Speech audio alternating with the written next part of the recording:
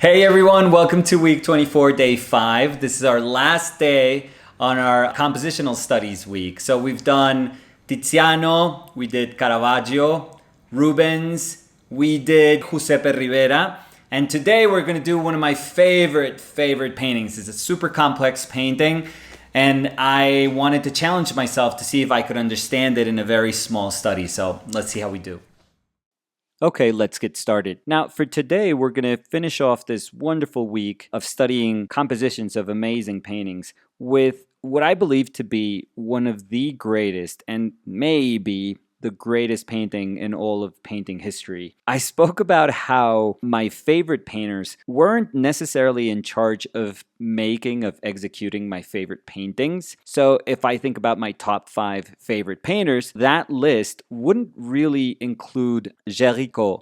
And it is very strange because I do think that Gericault is responsible for making one of the most powerful paintings, one of the most powerful images in all of art history. But the thing is, as a painter, even though he did this amazing feat of a painting, he didn't do much else. And not to say that he had to do much else. I mean, there is obviously a lot of other wonderful paintings that were produced during his lifetime, but this is it. Honestly, this is as big a painting as you could do. This is a painting that's 5 meters by 7 meters. So this is a humongous undertaking. And it just proves that you don't really have to do much else but just one amazing work of art.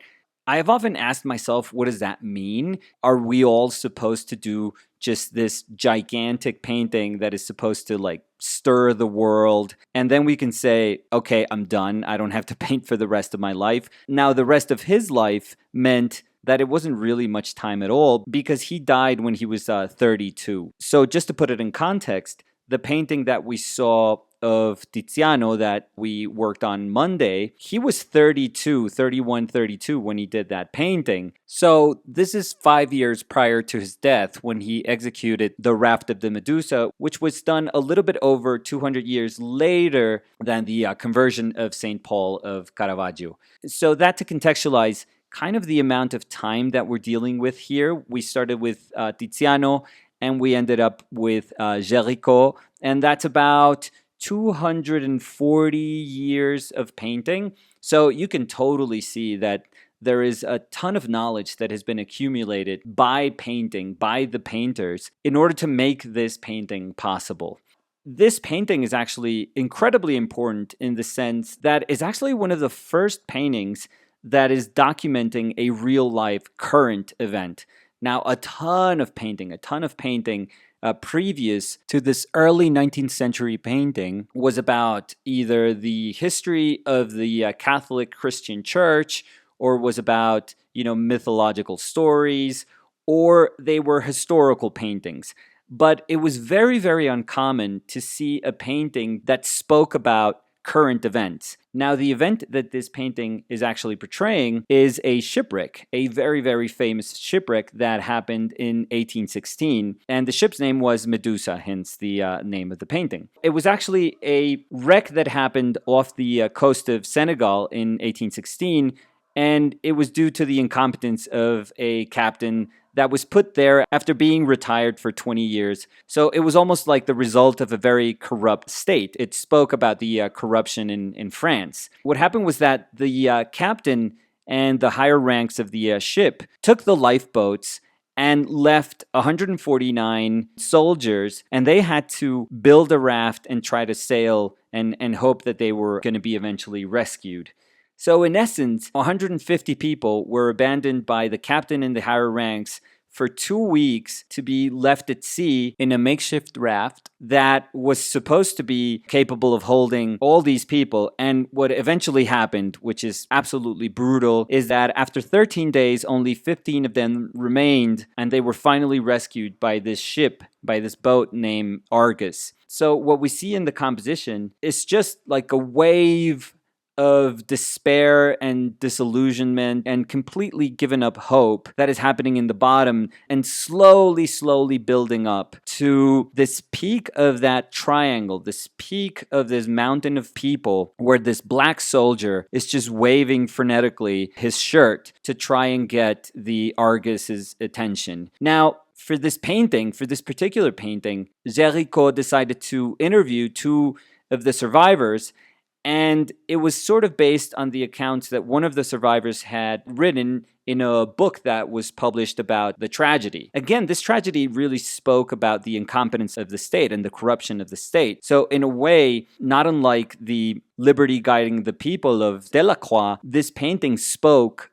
about something bigger than just this shipwreck, which was a national tragedy, but it really spoke about France at that moment, which is why the painting, even though it was very perturbing and very gruesome, it actually made people come into contact face to face with the corruption of their country. What's really remarkable about this painting, in terms of its execution, is the fact that Gericault was completely devoted. I mean, he didn't go crazy because of this painting, but he was absolutely devoted to the painting of this painting. That took him about 2 years. And we are very fortunate that we're able to have a ton of his studies, a ton of the ways in which he was trying to sort of untangle the way in which he was going to represent the shipwreck and the construction of this makeshift raft, because that construction is just absolutely incredible.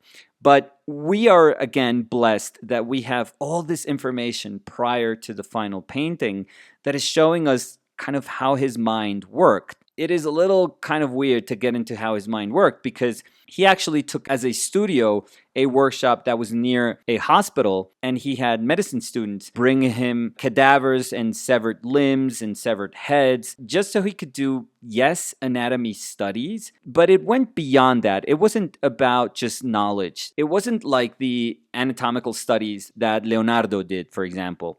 No, it actually went beyond it. There are accounts where Gericault is saying that he wanted to understand death. He wanted to live among death so he could come to terms with it, and then he could actually paint death. So if you think about it, that's pretty dark. That's a very dark place, and it's a very strange, committed way of trying to understand how to paint that subject matter. But that's what he did. He even put some limbs on the roof of the workshop so it would just smell, it would reek of this decomposing cadaver. And there's people that tried to go to his studio but said that it was impossible to go in because of the smell. So this was a human being just saying, I am all in. This is absolute live commitment.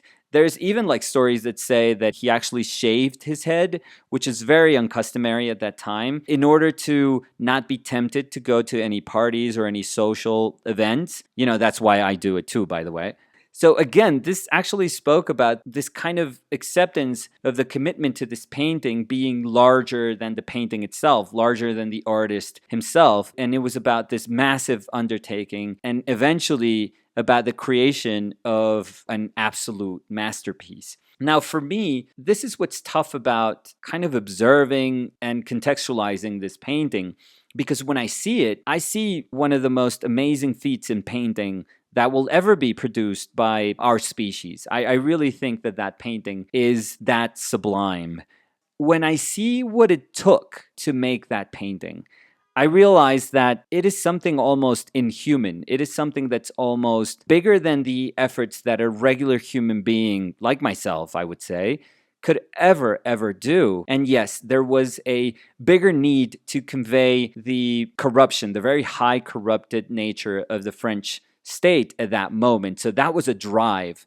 But regardless of that, this was 2 years, which maybe some people would say, well, it's not that much, because other paintings in history have certainly taken longer than that. Contextually, it may not seem like a big amount of time, but how deep he had to delve into the darkness of what had happened, and the fact that he had this human connection. He had this personal connection with two of the survivors that were actually recounting him the story, plus the very morbid decision to think that the only way to come to terms with what had happened, him as a painter, him as a Frenchman, was just to live with death, to smell death, to understand as closely as he could death. Oof.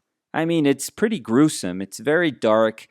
And it's committed in a way that I don't know if I would ever be in the right mind to do that. I don't know if I could ever paint that. I don't even know how I would come out after painting that. I think that beyond the execution of the painting, beyond how masterful and how insanely complex that painting is, and how absurdly improbable it was for anyone to ever think that they could tackle that story, that life-altering event. In spite of all those things, I just think you have to be a special person, an extraordinary human being, one out of billions of people throughout the history of our species to say, I am going to be almost like a martyr and I'm going to take on this subject. I'm going to take on this painting. And it's almost as if his life was then over. It's almost like his life was done after that. He didn't die immediately after that painting, obviously, but he died very young, and there's almost like this poetic reasoning behind it. It's like, what do you do after that? He continued doing some of his military paintings, and he wanted to do a couple of very ambitious compositions after that, but he pretty much just painted horses, and he did studies of compositions, and that was it. But what else could you do? That was it. That is a human being painting one of the biggest paintings in painting history, and you're done. Like, you have your place in history after that. That was it. But I just fear that it took so much out of this human being. It really did. That, whenever I see that painting, the times that I've been at the Louvre and I've been in front of this painting, I am just on my knees because I think it's one of these things that is, again, it's just superhuman in many, many ways. But I also feel sad about the sacrifices that had to be made in order for this painting to be, starting from, probably the biggest one, which is the actual shipwreck and just the death of over 100 people because of the incompetence of the state. That is the macro tragedy. That is the biggest tragedy that had in itself the stench of a corrupt government. But in the micro level, just speaking about the life of that single artist, I don't know.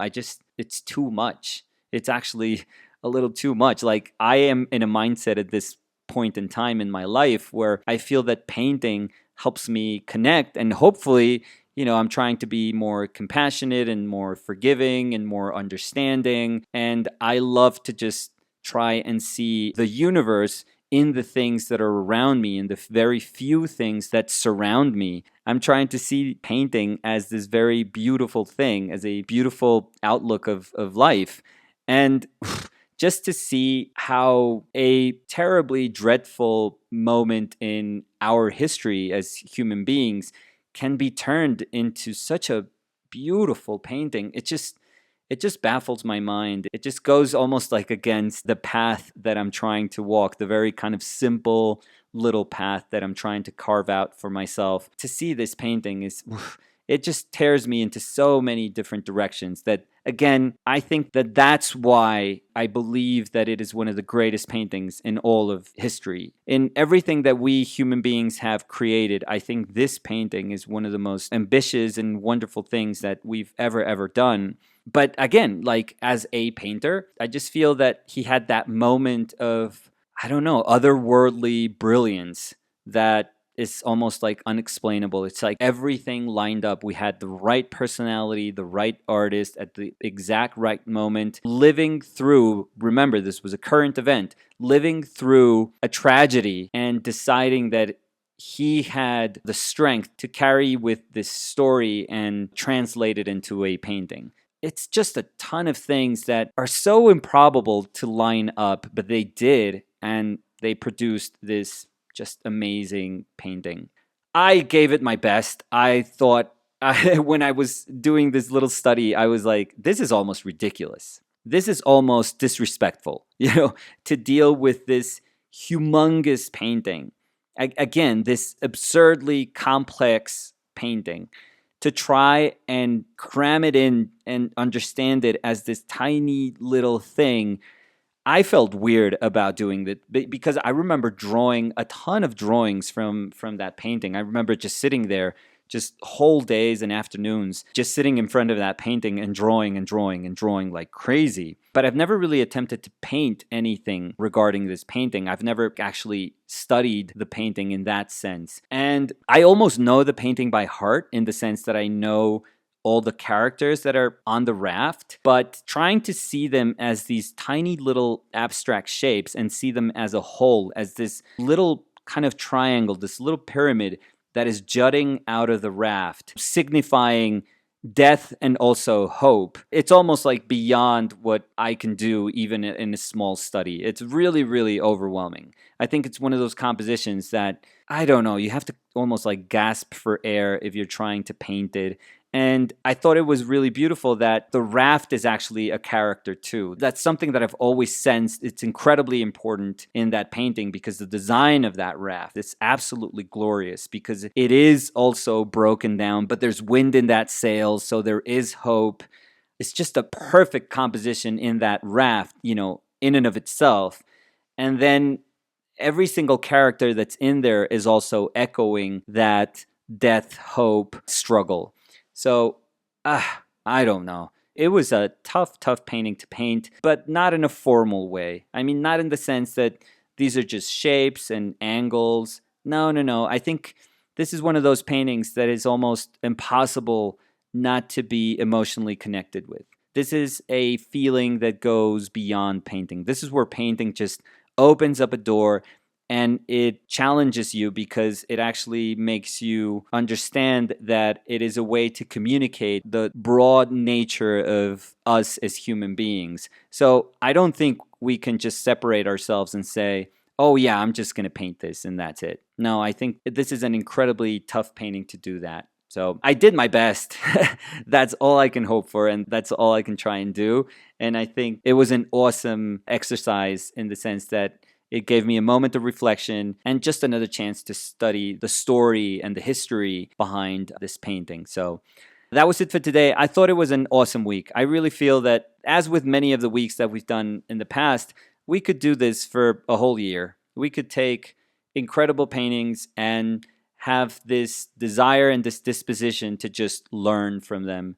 And it is a wonderful thing to just humbly put ourselves to the side and say, all I'm going to do is learn from these amazing human beings. And that's what we gave ourselves the chance to do during the week. So I'm super happy with how that went. So that was it for the week. We'll see you guys next week, hopefully. Thank you.